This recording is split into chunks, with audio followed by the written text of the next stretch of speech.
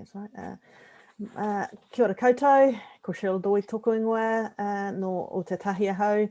It's my privilege to be hosting this Zoom conversation for Ako Ōtautahi Learning City Christchurch. I'm one of the trustees of Learning City, and our aim is to grow a connected city where learning is possible and available for all citizens, really. And so our passion, our focus is on access, equity, innovation, and how we might bring people across the city of all ages to be successful as individuals, but also as a city and onto the global stage. So thanks for joining us. It's going to be a really, really interesting session today. So our topic for the day is growing personal capability for future thriving.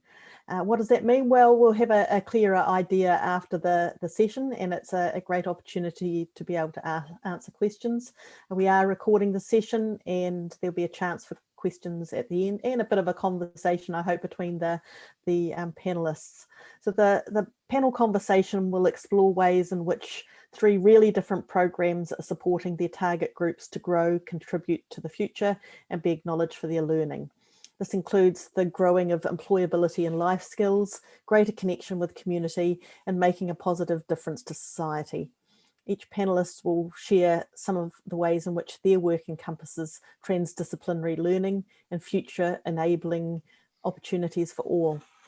So it's my pleasure to introduce the 3 panelists. You'll see that there's a slight change in one of them, but first up, Dee Anderson is the establishment lead for the Energy Academy. The Energy Academy's vision is that all New Zealanders are enabled to create a sustainable energy future that is owned by New Zealanders, adapts to the capabilities needed, and is a place for people to fulfill their purpose. So welcome, Dee. It's great to have you here. Secondly, we have Penny. I know we said it was Sam, but it's Penny Roy. So welcome, Penny. Penny is the operations manager of the Student Volunteer Army, focusing on mobilising people of all ages to better understand and embrace the values of takoha, giving your time without expectation of reward. Penny has brought her leadership over from the real army and facilitates helping students create strong connections with their peers and communities. So it's great to have you on the panel this morning, Penny. And thirdly, we have Billy Osteen, who's the director of UC Community Engagement Hub and Associate Professor of Community Engagement at UC. Billy facilitates solution-focused connections among businesses, community organisations, education and government agencies, with a particular emphasis on post-disaster contexts, inequality and citizenship education. So welcome, Billy. Kia ora. Really awesome team, and so what we're going to do for today's panel conversation is each person will have 10 minutes or so to share some of their thoughts, and then we'll open it up for some questions. I know I've got some juicy ones to ask, but you might have some questions too to ask of each other. So first up, we've got Billy. So I'm going to hand over to you, Billy, to take us through some of your work. Okay, so kia ora, everybody. Core Billy Osteen Taku Inama. And can everybody see hope on the screen? So when I was thinking about this idea about growing capability, and we talk a lot about transferability and employability and these different kind of skills that we want our students to have, and you'll see some of that in just a minute. I sort of stripped it back and thought, what do we really want to grow? And one of the things I thought of was hope, this idea of hope. And this idea comes from a pretty powerful source. So the guy that's in sort of the center of this frame, who's being beaten by the police officer, is named John Lewis.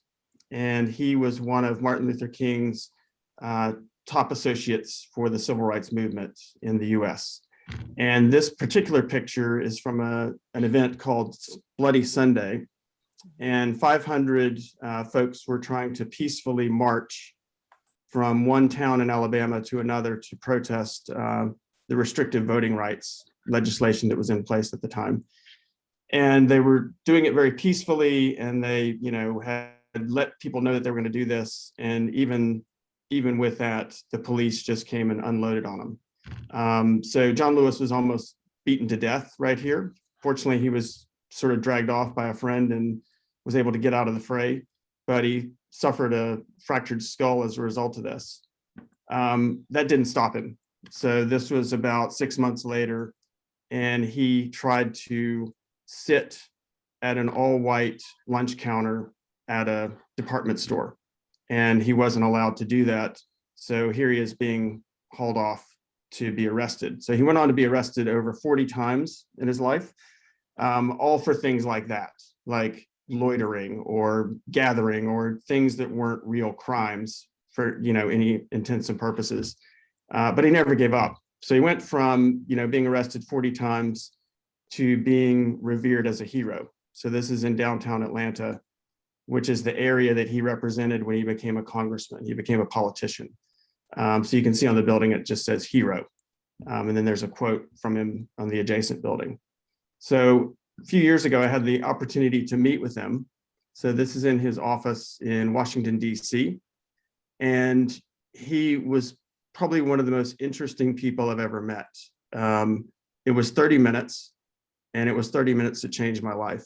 And the thing about him is he's got these amazing experiences, but the way in which he talks about them is with hope and humility. And he recounted a number of these times when he was arrested. And he said he genuinely felt sorry for the people who were arresting him because they had no hope. And they were clinging on to a narrative that no longer was working. And so toward the end of our conversation, I said, I have the opportunity to teach young students, university students, school kids, whatever. What would you say I should say to them? And this is what he said.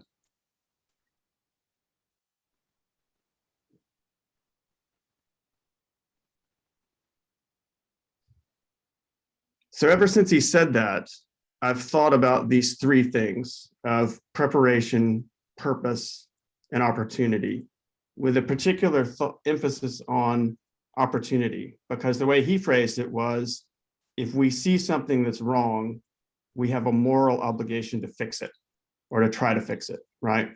And if we can line that up with what we find to be our purpose in life, what are we, here for, further, then we can figure out how to best prepare ourselves. And I just thought it was interesting that, these folks changed the world, quite literally. And he recognized that they weren't as prepared or informed as students today are, given access to technology, access to ideas. It's just a whole different ballgame. And he thinks that's a real opportunity that we have, is to link these three things up. So for me, this really works well within the New Zealand context, because New Zealand, I've lived here for 16 years, and the thing that I'm constantly amazed about is the emphasis on people to step in and solve problems. So people to step in and address the wrongs that they see as opportunities. And for me, this is really clear when you think about the reliance we have on volunteers. So the quote at the top is from Sir Peter Jackson. And I think his quote is implemented or mitigated by these, pretty basic facts that we rely on the running of our schools, the running of our ambulance service, the firefighting capabilities, patrolling our beaches, countless other ways that people volunteer. But as a country, we're relying on people to step in to those opportunities and to do those things. And so for me, that's been in the backdrop ever since I've moved here, and thought, this is a really unique thing for New Zealand. This is not the way we do it in the States. This is not the way they do it in Australia. This is a really unique aspect of New Zealand. And I think the earlier we can work with students, and like what Penny and her group are doing, we're helping those students become these people that we need them to become in a couple of years when we're ready to pass on the baton. So I'll briefly touch on this, and then Penny will hit this a little bit more. So for me, this crystallized after the 2010 and 2011 earthquakes, when we had thousands of our students go out on the streets and help just do this, pretty grunty kind of work under the guise of the Student Volunteer Army. And I was watching them do this and being just, inspired and amazed by it. And the switch flipped for me when a news broadcaster said this, sort of as a narrative overlay of like that scene that we just saw of students shoveling stuff and doing this stuff.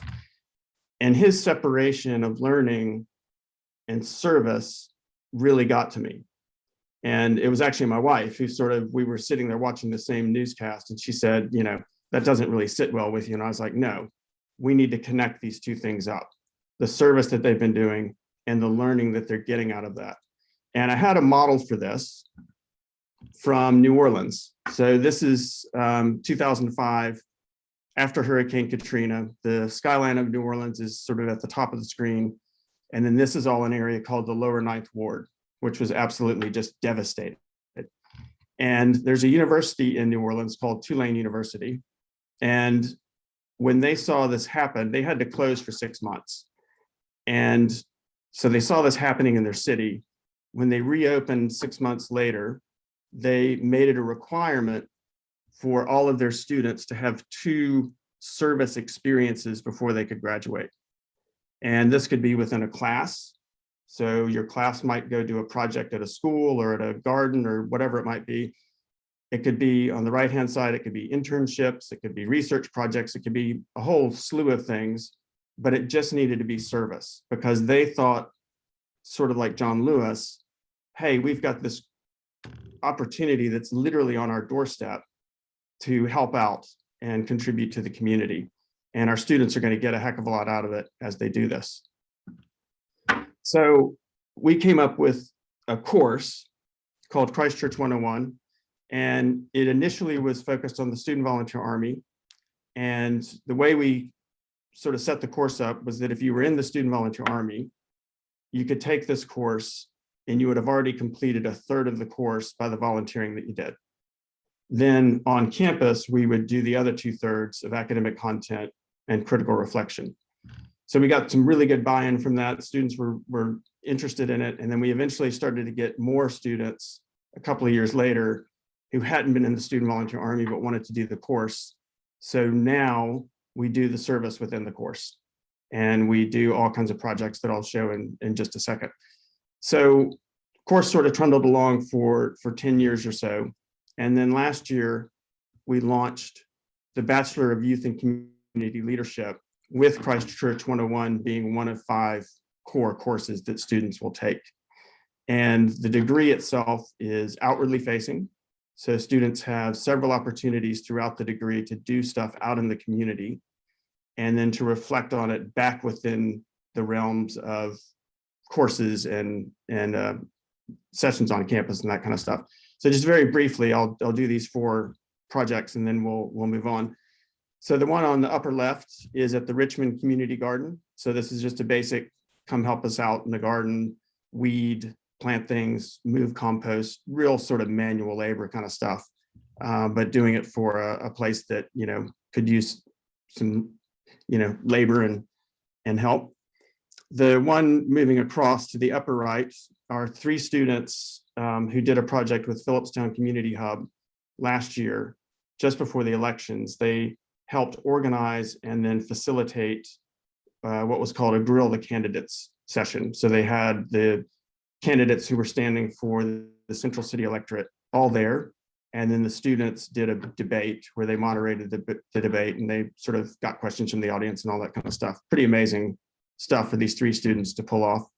The one just below them is at Whakatata House, which is a mental health facility for families and children. And so they had a pretty uninspiring waiting room for the people who come see them, which are largely kids. So we worked with them to create a new waiting room. So the students designed it.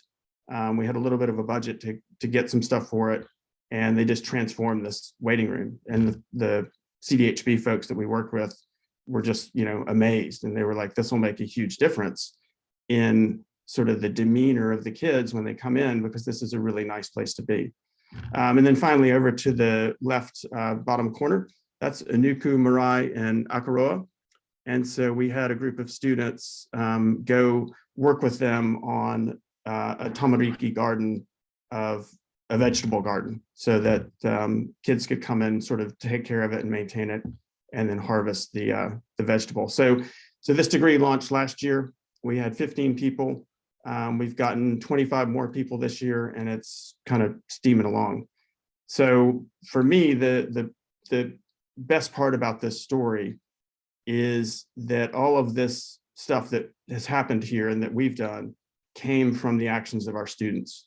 Our students led us to the point of realizing that we needed to give them opportunities to engage with communities and be involved and be on this pathway to active citizenship, which is what we need in New Zealand.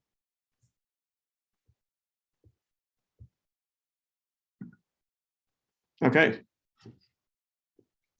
Kia ora, thank you, Billy. And I love seeing how the program has morphed and continued to develop. And when the bicycle bachelor degree was launched, I was really, really excited about the possibilities. So it's good to see how that's progressing. And so that morphs quite nicely into the work that you're doing and the team at Student Volunteer Army. So I'll hand over to you, Penny. Thank you. Yeah, kia ora koutou, ko Penny Roy toko ingoa. So yeah, I'm from Te Hunga Tau, Student Volunteer Army, and Billy nicely kind of set the scene with our history, starting in the earthquakes, and a huge student movement that is now 10 years old, which is amazing. And certainly we have a lot of stuff going on with our clubs that are university oriented, or we're moving into other tertiary institutes. But I thought today I'd more focus on our service award program, which is just about 2 years old now. And I will actually share our website because that would be useful for people to see, I think. So Cheryl, if I could get access. Oh, sorry, I've muted you by mistake. Yes, I'll make you a co-host so you can share.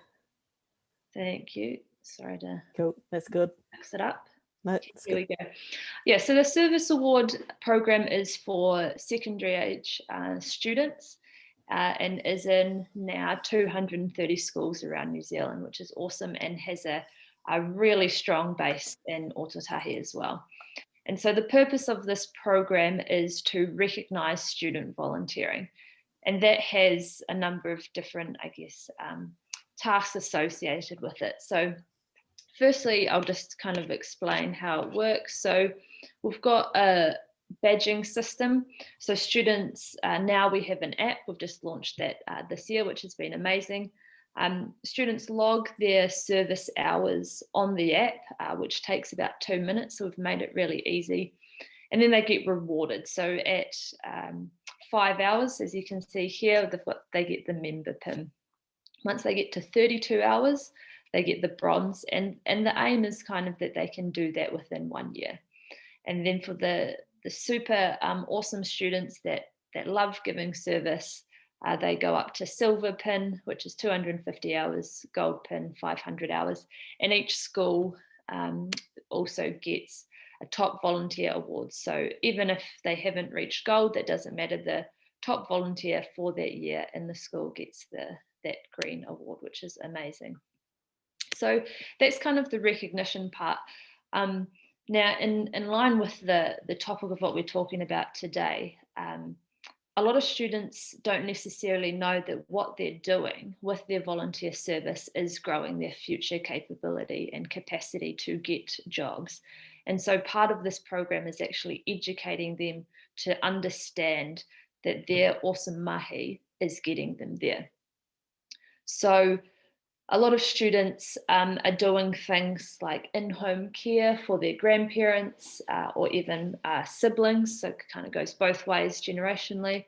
And they don't understand that that's volunteering. You know, they're not getting paid for this work, and so we're educating them that that counts. It's not just going into somewhere like Surf Life Saving or SPCA, which is obviously all amazing work as well, but there's a whole broad spectrum of volunteering, or what we use takoha.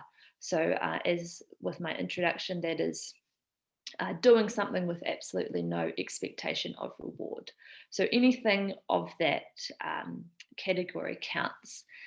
And then what we have is this here, so you can see, and it is going in,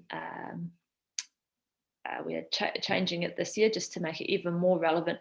But what we've got here is the summary of service. So once they've logged all their hours of service, and it feeds into this. So this is produced for them.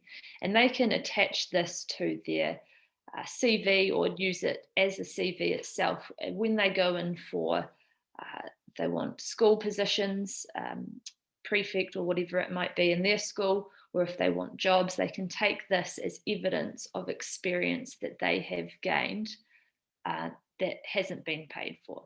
And so it's kind of feeding into this, well, you can't get experience, you can't get a job without experience, but you can't get experience without a job. So we're helping that by getting them the experience. It's unpaid, obviously, as being volunteer work, but that helps them to then say, look, actually, I've got XYZ skills and I've shown it here. And so part of the revamp of the summary of service is actually we're going to have testimonials on it, which will help, you know, get some validation for what they're doing, and it's not just their word. Someone's saying, actually, yeah, they have done some awesome mahi. So that's really cool, and it's a huge piece that students definitely need. So we're filling that gap, absolutely.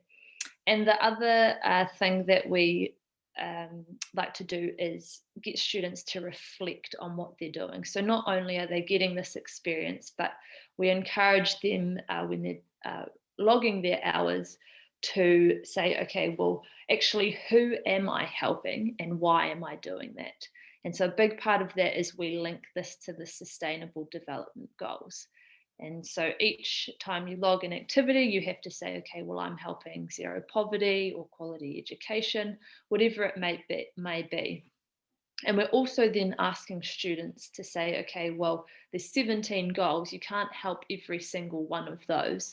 Which ones are most important to you and to your community, so that they can think, okay, well, yes, the big thing for me is quality education. So around my area, there might not be a lot of, let's say, tech literacy. And so I'm going to go into my local rest home and help with that and show them how to use technology that we find easy, but they may not. And so that reflection piece is a huge part of the service award as well. And I guess where the transdisciplinary learning comes in for our program.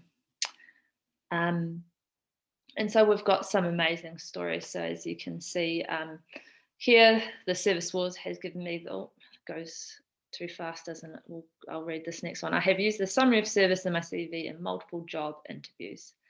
So as you can see, it's so great for students, and it's also helping students that we didn't actually expect to help. So we've, like I mentioned earlier, we've touched these students that didn't even know what they were doing was volunteering, and now they're like, they can go confidently and say, I am a student volunteer, I've done all of this great service, and I am valuable to my community because I'm doing this. And it gives them that sense of pride and confidence to go to job interviews or whatever it might be that they need a summary of service for, and win the job because they know what they're doing is awesome mahi.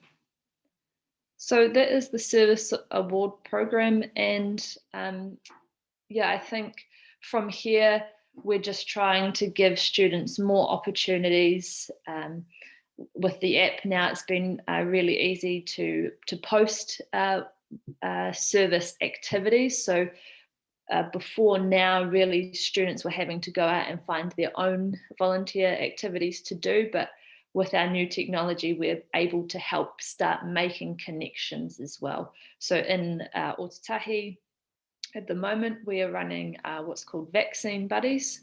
So that's going into a rest home and sitting with an elderly person that's just had their vaccine and just talking to them for their 20-minute stand down period, so they feel comfortable. And so we've just been able to put that on the app, and students have been able to sign up. And what's really great about this is we're providing a whole bunch of different things, and then students that would not normally think about going into the helping elderly care sector can actually be like, you know what, I've really enjoyed this. This may be a career path that I want to take.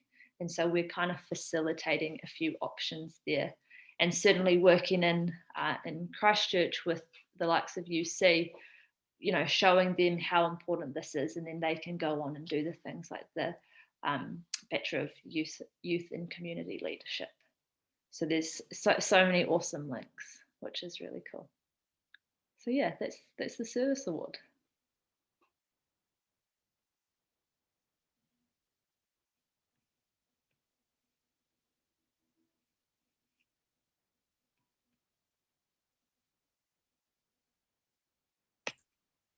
You're on mute, Cheryl. What I love about the program is that it really gives people opportunities to celebrate the volunteering that they do, and to realize it comes in a whole lot of different forms. So yeah, thanks so much for sharing. And it's also good to see the journey and where it might head next.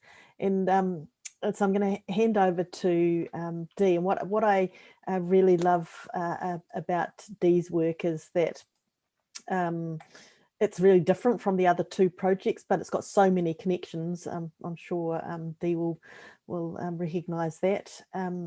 And it's equally a really, really exciting piece of work. So Dee, I'm going to hand over to you. Thanks, Cheryl. I'll just share my screen here and see if I can get this. Oops. Give me a second. Can you see that? Yes. Sorry, I should have been better prepared there. That's good. So the Energy Academy really is, you know, we were established by Orion and Kinetics. Both of them wanted to transform the way that they tackled training and development. And very quickly, once we started doing our research and looking at the wider industry problem, we realised that we needed to actually start to look at this through a much larger lens. And where we've arrived is that we're cultivating a movement of diverse thinkers and activators to harness energy's potential to create a more prosperous, equitable and sustainable New Zealand. Now that might seem quite lofty, but our research, when we really start to unpack energy is the enabler for everything that we do. I mean, even these programs that you were talking about, energy is the enabler for the nation to thrive.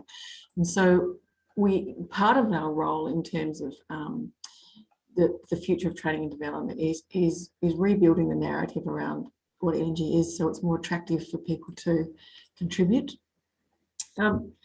Now, the global context, like why we're looking at this, is that, as we know, there's lots of industries being disrupted around the world, and energy is the next off the rank besides transport. And we've got the fourth industrial revolution coming at us, and that's bringing all these different demand for lots of different skills and different human skills as well, not just technical skills. But then we've got a new workforce who are also demanding different things out of their life. They don't want to work for organisations who don't have a good decarbonisation strategy. They don't want to work for an organisation that's aligning to your purpose, as you were talking about, Billy. And they're demanding different things in their workforce. And so we've got new skills coming in, a new workforce that's wanting to behave differently and demanding things from organisations and industries. And then they're coming into a system that was really designed post-war, post-industrial revolution, where things were very, very stable. And as we know, nothing like a global pandemic to really show us how unstable the world actually is, and throw a bit of geopolitics in there. And we're looking at the world at the moment with, you know, big cold wars going on, and we know that all this coming to us, we actually need to look at things really, really differently. So if you look at the New Zealand industry context, specifically for energy, the Climate Change Commission, the government has huge targets on decarbonisation. The Climate Change Commission is very, it's quite unique for New Zealand, but they really know that we can't do this alone, and it's really going to be about changing behaviours across sectors for us to do this. And the Energy Academy is really looking at the energy sector decarbonises, which is an enabler for many other sectors to decarbonise. It's a very fragmented industry, and so to do this, we have to do it as a collective. And you know, that might sound all rational and very good, but in fact, in a fragmented industry, highly regulated, and there's lots of competitive cultures and behaviours, it's actually quite it's quite a strong leap. But we believe with this collective power of the industry, and we'll talk to you about how we bring students into this, is that by sharing knowledge and specialisation, we can co-invest in high-risk experiments. We can mitigate the cost of experimenting in these journeys to decarbonise, and then we can create open source sharing of knowledge and progress and outcomes. And this even comes down to connecting with any student work and student connections into this world as well.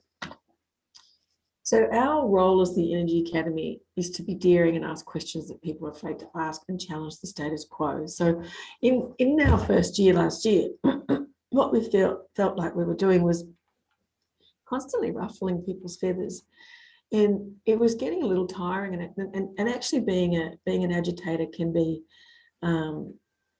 fairly draining of your energy.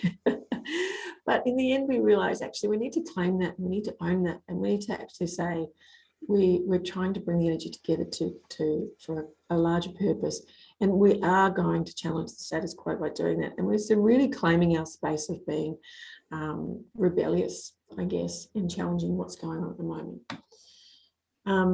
Really what we want to do is impact the national narrative around energy. Energy has a sort of, not so much in New Zealand, but globally has a bad rap, and it doesn't really have a huge reputation for being very innovative, because it's extremely regulated by government, and there's a culture of competition, even though commercially we don't compete with each other. So it's quite an interesting, unique industry. But we really want the narrative, the energy narrative for New Zealanders to really be a part of. So part of our role is to actually begin to attract a new diverse workforce in as well. And that really starts with connecting with students and our best and brightest. So how do we do this? There's two ways. So we're providing mind-altering diverse learning opportunities that encourage fresh ways of looking at problems. And this is through some tertiary partnerships and bringing students into the industry in novel ways. But then also, I guess looking at even at Penny's work there, you know, that app is so integral to the success of your program now. Utilising technology to bring all this together is really, really vital. And so we're utilising and bringing different digital platforms to connect people all around New Zealand. So we're connecting sector workers, organisations and students. Who we serve, this is a really important one for us, because we see that the biggest barrier to decarbonise the sector is the organisations. The sector want to decarbonise, the workers within the organisations want to decarbonise, but in fact the biggest barriers are old hierarchical silos and different structures within and different cultures within organisations that are our biggest barrier for people to connect. And so the Energy Academy really is serving all three, and what we're attempting to do is connecting workers and students together to actually work together on common goals. So our two strategic goals are, the first one is to galvanise the sector.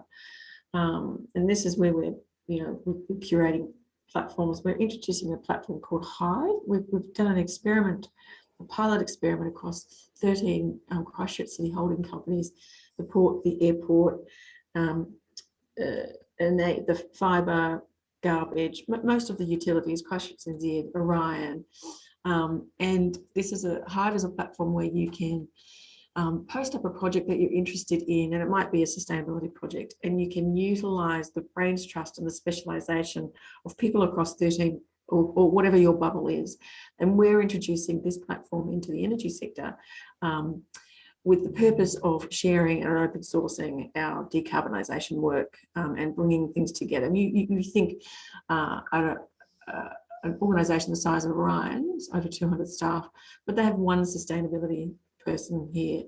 That one person cannot decarbonise the whole sector. But once we start to bring in a conglomerate and collective to work together and open source and share, and then we actually start to layer in students on this platform as well and bring in their work, it starts to become much more powerful. Lumo is an event we're putting on where we are really rebelling against the normal conference model, where it's a sort of networking play. People come with an agenda, they're very expensive, and there's not much diversity. We're having a very democratic curation process where you have to apply to attend, and we're engaging with diversity by design, I guess, on who will actually get to speak on the stage. And we really want to flip and reverse that model of, we want a bunch of CEOs in there, but we actually want them to be listening to young people. And flipping that. And then we're also working on this is a very long play, but what would our digital platform in the future look like when we start to bring in our connections with industry, our connections with Tertiary, our coaching and mentoring platform, which I'll talk to you about in a second, and then AI to connect students with their next best possible training, according to maybe some volunteers work that they've been doing, or according to their life purpose as well. And then the other part is transforming the system of capability development, and they're very, very interconnected. But we've just partnered with UC actually on a coaching and mentorship model for students, and we'll be piloting that in the second semester this year, and then also a funding model to underpin the future of industry training, because as we know, fourth industrial revolution, we're moving into a space where we're going to need not just a skill, but it'll be a continuation of upskilling and reskilling. And there'll be lots of different ways and mediums to do that. So that is actually far more complex than we're looking at today. And that complexity will come with an increased price tag. So we've been doing a year-long research project at the moment around what would a future funding model look like to underpin that.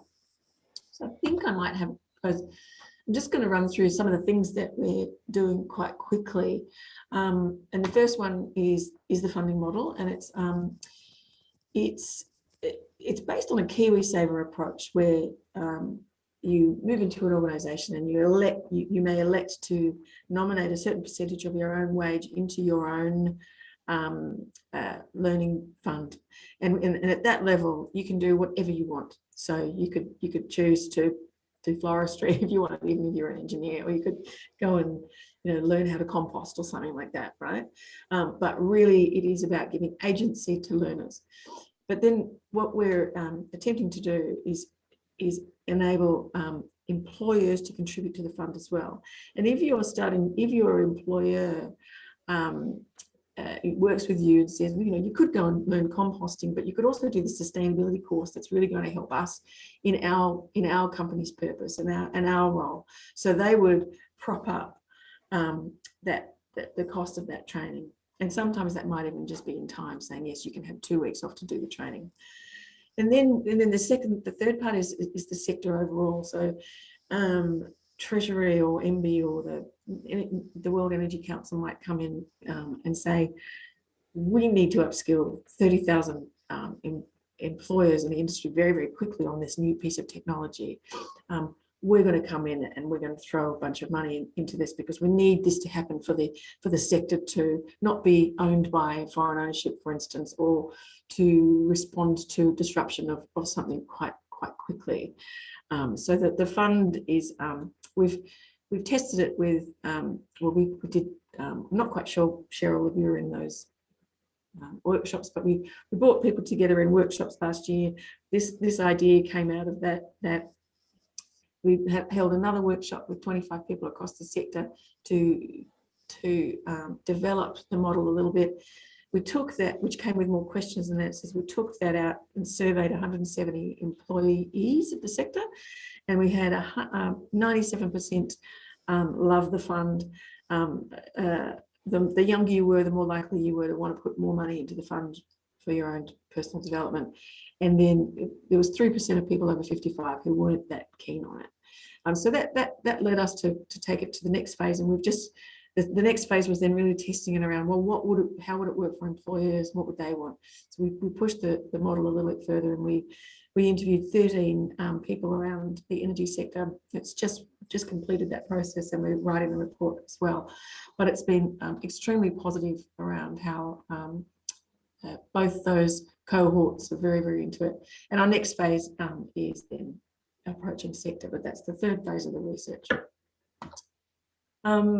So one of the challenges that we, to decarbonise the sector and come together, what we really need to do is connect individuals to the specialist knowledge they need so they can accelerate their own learning and capability development. And this is students, but it's also individuals in the sector needing to connect with people because their organisations might not be big enough for them to connect and learn and be coached from the specialisations that they're working on.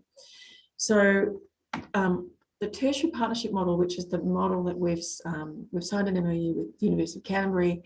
I'll take you through it. Looks a little bit like this. So an example course, this doesn't exist. So this is a mock course at the moment.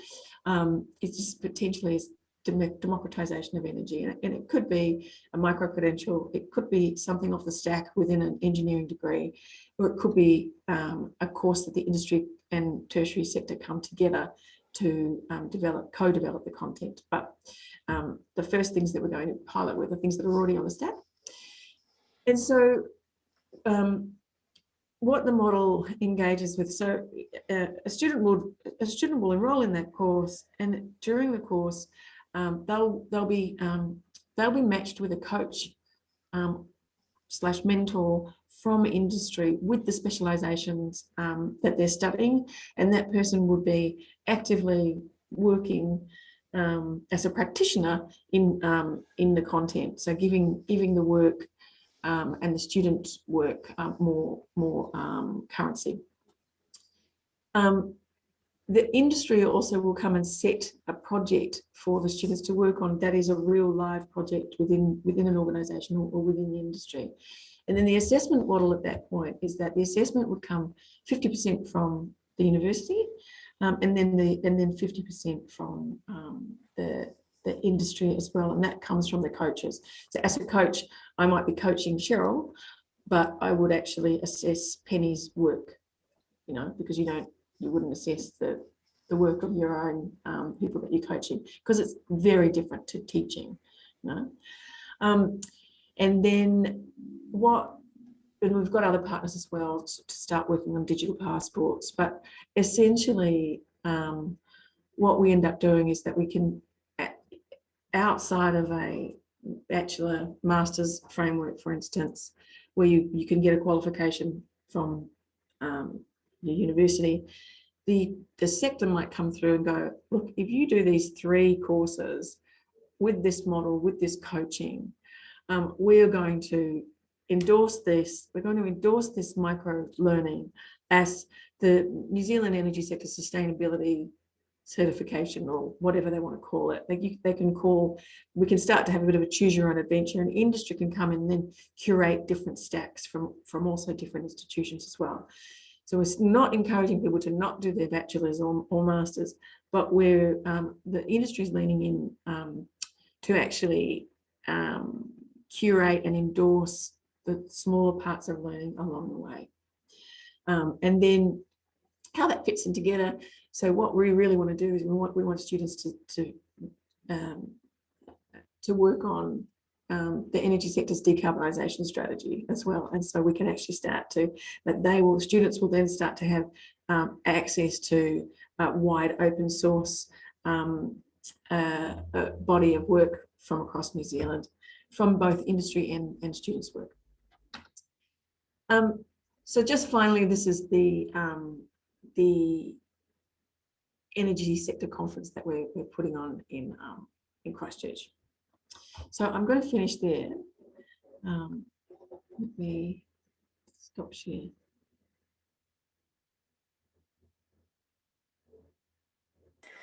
That's great. Thanks so much for sharing, Dee, and right back from the beginning when you had the seeds of the idea and we were not as accessible face-to-face with people. Even back in those early stages, the design work that went into the program was pretty awesome, I thought, having been involved in those early days, and it's great to see where it's got to. So we've got a little bit of time for some questions, and I'm going to just start the ball rolling in terms of having listened to each other speak. What do you see as the connections to your work, and that might be used to create the links and further development as a city?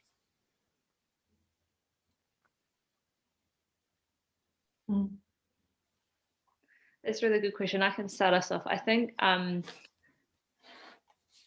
certainly we can work with in regard to the service award, work with different sectors, and so the energy sector is certainly one that we can work with and providing students with more opportunities to understand things that they might not look at originally, but if we are providing opportunities, they will look into it. And so certainly we can help steer them in directions such as down into the energy sector by providing them opportunities, and then they can look at going into programs once they're a little bit older.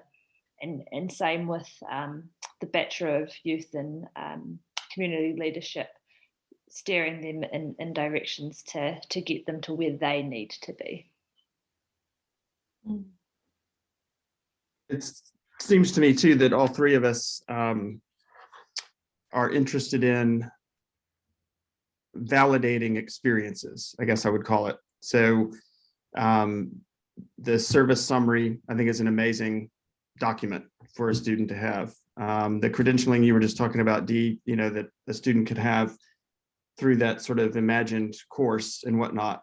And I mean, and we talked about this a while ago at the Student Volunteer Army, and we've talked about it at the University of Canterbury, like almost having an alternate complementary transcript, that could be Christchurch focused. And it could be a document that melds all these different things together so that, you sort of have it in one spot, the interesting experiences that you've been having across the city, because of these cool things that are going on. So it seems like we've got some alignment, just with the basic idea of how do we credential people or validate their experiences or whatever you want to call it.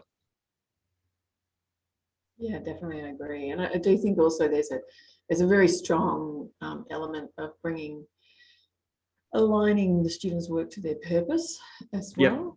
Yeah. And I think that I think that for me anyway, personally, I feel like I'm really an advocate of young people pushing this agenda even further. Yeah. And if we can validate that movement for them while they're students, to say, yes, we're validating you working in your purpose for you to drive positive change in any industry. This gives them a little bit more impetus, really, to put more pressure on their workplaces to deliver in that way as well. And maybe sort of like what Penny and her team are doing, maybe we sort of present possible purposes around the 17 Sustainable Development Goals. You know, you can kind of, if you read those, you can kind of see yourself in some of those. You know, most people probably can. And that might be a, you know, because it's one thing to say, what's your purpose? You know, and that's, you can kind of fish around for that for a while. But if you gave people sort of the parameters of what your purpose might be, Yeah. and that sort of links up what you then do as a result of that. Mm. I really like the concept that we're fishing into young people's why, you know, that around the purpose. Yep. Why am I doing? What am I up to? And related that to identity. You know, that's and the opportunity to play in that space without it being a commitment. Yeah. Where there is an opportunity for them to discover more and have a crack. I'm really stoked about the credentials around demonstrating who a person is, not what they can do. And you know, the opportunity to have some credentials that give a statement about not just what they've done, but who they are, who they've been in that process is really, really important. It's great. Yeah, and I think from a learning city perspective globally, there are cities that are tinkering with developing micro credentials across a city. Brighton, for example, it's about making them authentic and having that validation and recognition, and bring bits together for a common purpose. And the why, I think, is an ongoing conversation, and one that you'll know with micro credentials and a focus on equity is particularly a focus of mine and of Learning City Christchurch. So I think there's, these are the starts of conversations that just need to be explored in a bit more depth. Yeah, we'd be really interested, actually, Penny, in talking to you about the apps that you guys have developed, and seeing how that could potentially even integrate into this UC pilot, maybe. Definitely, yeah. Dee, who are you working with on the UC pilot? The business school. Yep. So yeah, Rachel Wright obviously she's left, but we've partnered with business school at the moment. But it's Paul and Liz who we're working with, but we actually really want to work across the university. Yep. And for anyone watching this later, UC stands for University of Canterbury. We've been talking about UC, but that's what it is, just in case you are not sure about it. And we've got a couple of people here from the Ministry of Education. Any questions, thoughts that you'd like to throw into the mix? Thanks, Cheryl, and sorry I was late today. Yeah, it's crazy morning. I am very excited about, especially I can just see I work in the Go Ōtautahi space, and I work in the professional learning development space, and the student volunteer army, the service awards. Thank you, Penny. I came in on your presentation, but I had light bulbs going all over, and at the same time you were talking, I was going through the website, but I can just see such a great transition for kids going through from primary to secondary to tertiary. It seems like a really good seamless transition, and to validate all the work that teachers try to get students to do, and students are already doing as well at home or in their outside lives. I can just see a really nice sort of package, really, to encapsulate all the work that they do, and then, like you said, use it for their CVs when they're in secondary school to apply for positions of responsibility and things. I think you really thought about it from different tangents, and sponsor. I saw there that you can sponsor a primary school to take part for $100, and I thought that was really reasonable. And I don't know, is there much uptake of that? We haven't pushed that yet. We're going to push that for National Volunteer Week, so that's something that we are looking at doing, and I hope there will be a lot of uptake, because certainly at the moment we supply 750 kits to primary school classrooms, but there's many more in Aotearoa and in Ōtautahi as well. So the more we get, the more students that we can get having that amazing first volunteering experience, so that it starts them on their pathway. Well, it just kind of shows to them, like, that it's actually really, it's is valid, but it's also held up as high as subject areas in a way. Yeah. Like, we need to grow these people who give of service. And I know some schools, that's part of their graduation. You can't graduate until you've done so many hours of community service and so on. But I'm just thinking of one school in particular, and I look for them on, and they're not registered. I'm thinking, my gosh, it's such a big part of your school curriculum, your service, and yet you're not actually on this. Do you know about this? So that's what was going on in my head. Yeah. I'd also like to endorse that too. I think right now the platform is right around secondary education, in particular with the review of NCEA, and alongside of that the review of vocational education. And schools are really doing a lot of navel gazing at the moment in terms of the way they wish to structure learning, and what does learning look like, and what are the outcomes we're actually after.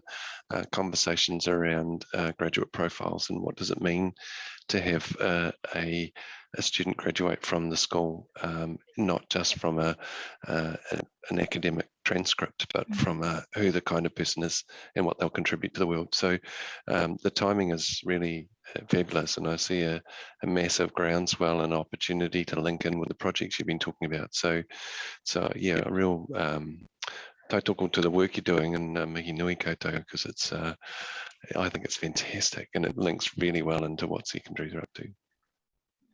And coming through to the industry partnership and the work that you're doing in the Energy Academy, that as a demonstration of what can be done has huge implications across many different sectors. And so I think that's again